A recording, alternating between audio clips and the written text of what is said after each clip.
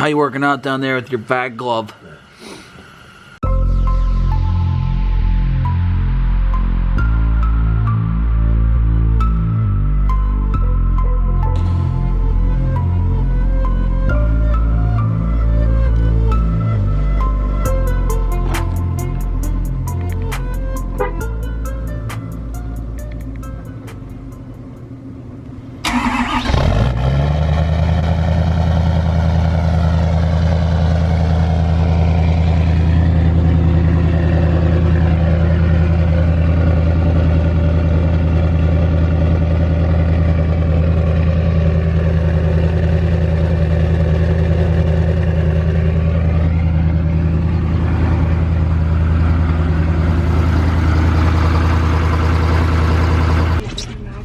How's your coffee?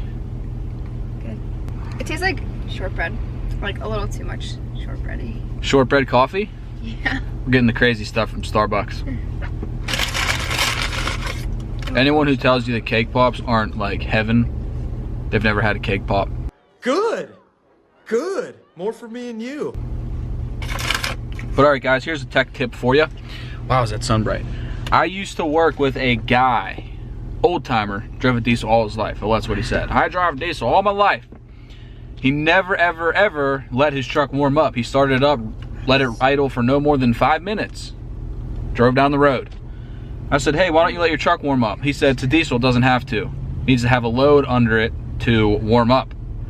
He said it'll sit there and idle all day and won't really build any temperature. I was a young guy, you know, I didn't really think he made any sense, but it's actually true. You can let a diesel sit there and idle all day long and it won't build any coolant temperature. You gotta put it under a load, you gotta drive it. So, and actually he also told me that sitting there idling your diesel while it's cold is bad for the thing. It's called wet stacking. Whoa. So the fuel doesn't combust properly, so then there's unburnt fuel in there, and that in return seeps down into your engine oil, and then your engine oil is contaminated with a bunch of diesel fuel, and you're not getting proper wear on your truck. So so what I normally do is I fire it up, let it idle for a couple minutes, let the oil get flown properly, and then I get in it and drive. I don't hammer it, obviously, but I just do normal driving and let it get warmed up. But anyways, let's shoot to the garage. We got an oil change. Wow, the sun's super bright. Guys, real quick before we go to the garage, I just want to thank everyone out there for supporting the Modern Diesel channel and buying our merch. So if you guys are interested in supporting the Modern Diesel channel, hit the first link in the description, check out the merch, buy some before it's all gone. It's been super, super awesome, and I just want to thank you guys out there. All right, let's go. Do you have any idea what you're doing? Yeah, always. Okay, let's fire this sucker up. It's cold. What are you pushing there? It's the igniter. Oh, okay. But it ain't clicking, so I don't know when it's gonna ignite. Huh. Give her a whack, go. What do I do? Wait, that's off. You gotta turn this open. Okay, go. Okay. We're gonna turn it on low. Fire it. Oh, those are the primers. Alright, what the fuck? Turn it on. Oh yeah, we'll blow up. Yeah.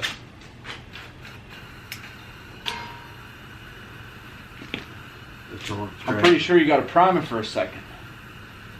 Is it burning? Yeah. This one is, not Okay, this hold on, one. wait, hold on.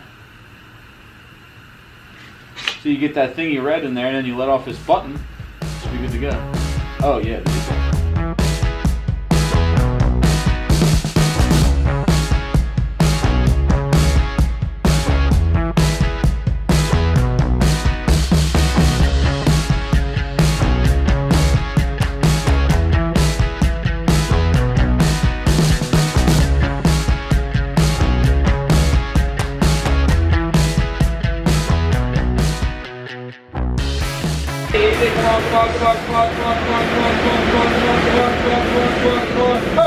Hold it.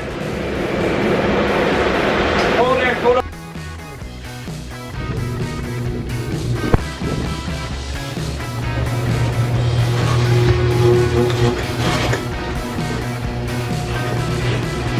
Okay. So what do you think? Do you have any idea what you're doing?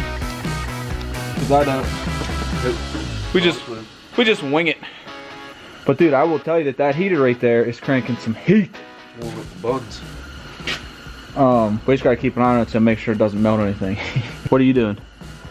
Time to change my oil. Oil change? We got us up on these sketchy oil changing ramps here from the 1970s. That's what it's all about. How you working out down there with your bag glove?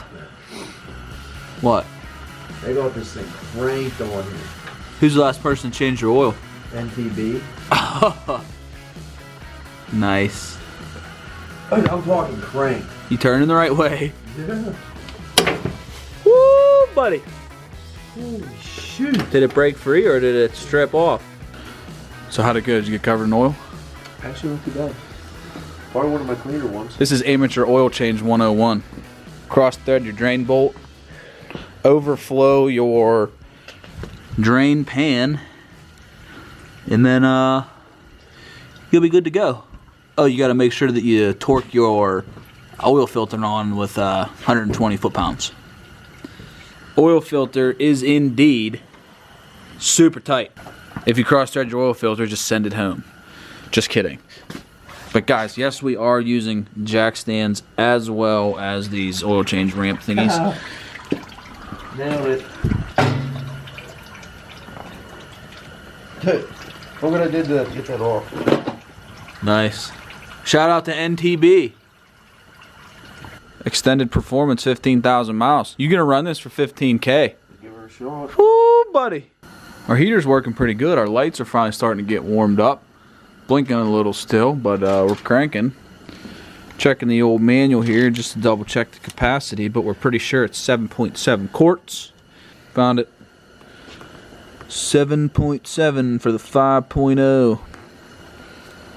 5W20. Whoo, buddy, she's thirsty. Giving her the good stuff. Mobile 1. Yep, got the old Coyote in here. Old Coyotes are us. Old Coyotes are us. Do they call the truck motors Coyotes? I mean, they're 5.0s. Is this considered a Coyote engine? We'll let the YouTube society decide. There you go. Can you get that? Must have cranked this tight too. Just cross thread it. Send it.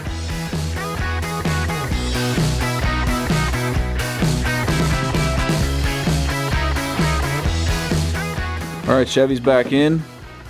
Oil change is done. We adjusted your headlights.